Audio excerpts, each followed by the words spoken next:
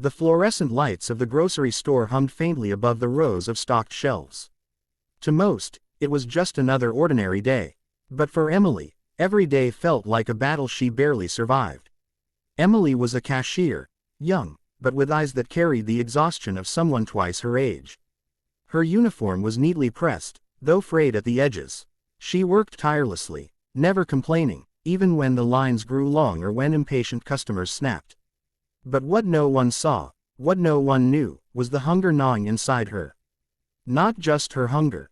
She could endure that, but the hunger of her little girl, Lily. Emily was a single mother, abandoned by her husband the moment responsibility knocked at his door. Since then, every penny she earned went to rent, bills, and most importantly, food for her daughter. Emily had learned to skip meals, telling Lily she had already eaten, just so the child wouldn't feel guilty. At work, she'd take breaks, without food, sipping only water, silently praying her shift would end soon so she could rush home and see Lily smile. But that day, someone noticed. Sitting quietly at a small table in the corner of the store's cafe was a man no one paid much attention to. His clothes were simple, his demeanor calm, blending in with the everyday crowd. His name was Daniel, but no one here knew his full story. Daniel wasn't just another shopper. He was the chief financial officer of the entire supermarket chain. And today, he had chosen to go undercover. Daniel believed that leaders should see the world through the eyes of their employees. Too often, executives in corner offices forgot the struggles of those at the checkout counters, stocking shelves, or cleaning floors. So, once in a while, he would dress down, disappear from the boardrooms, and walk quietly among his people. That's when he saw Emily. He had noticed her earlier, how her smile for customers was genuine despite her tired face, how she always greeted children warmly, even giving them stickers from the store's promo drawer. But when her break finally came, he noticed something else. Emily walked to the break room with an empty lunchbox. She sat at the corner table, opened a small packet of crackers, and slowly pushed them aside. Instead, she pulled out a sandwich wrapped in foil. Not for herself, for her daughter.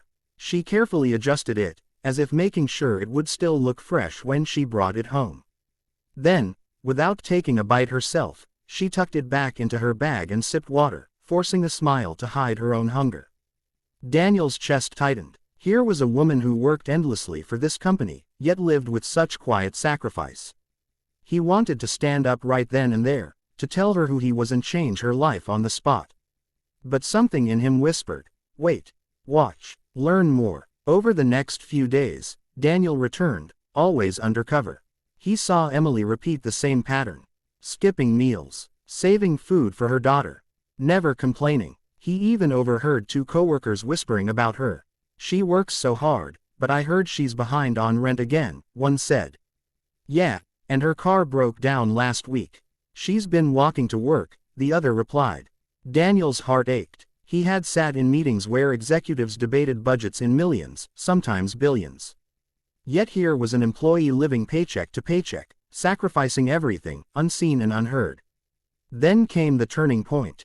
One rainy evening, as the store prepared to close, Daniel watched from his corner as Emily finished her shift.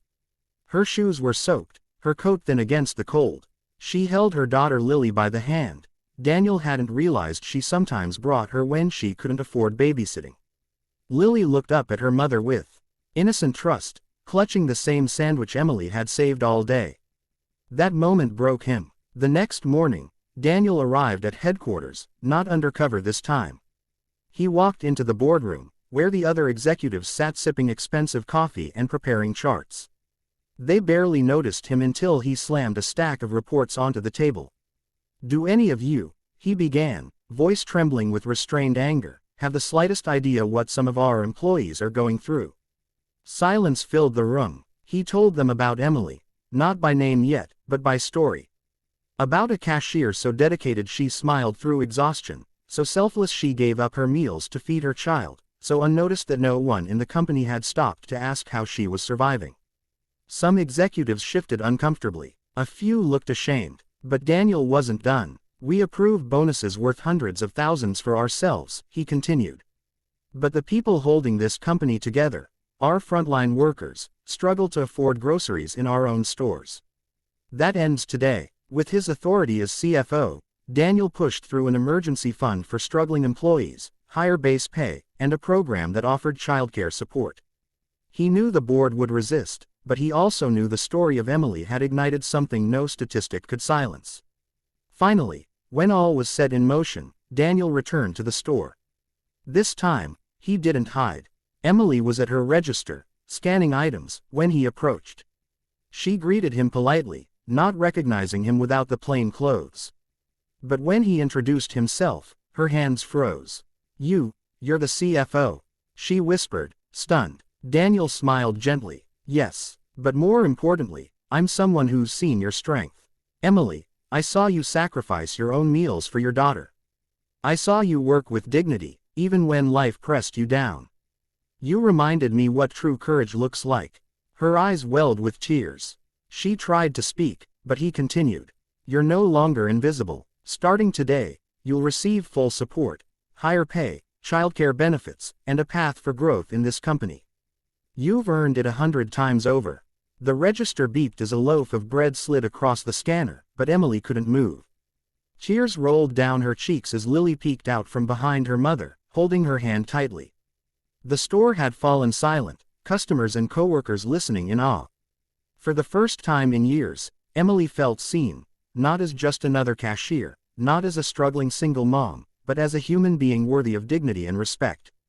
Daniel reached into his pocket, pulled out a small card, and handed it to her. "If you ever need help beyond this, call me directly. You're not alone anymore." Emily's voice finally broke free. Thank you so much." "You didn't have to," he interrupted softly. "I did, because kindness is the only investment that never fails."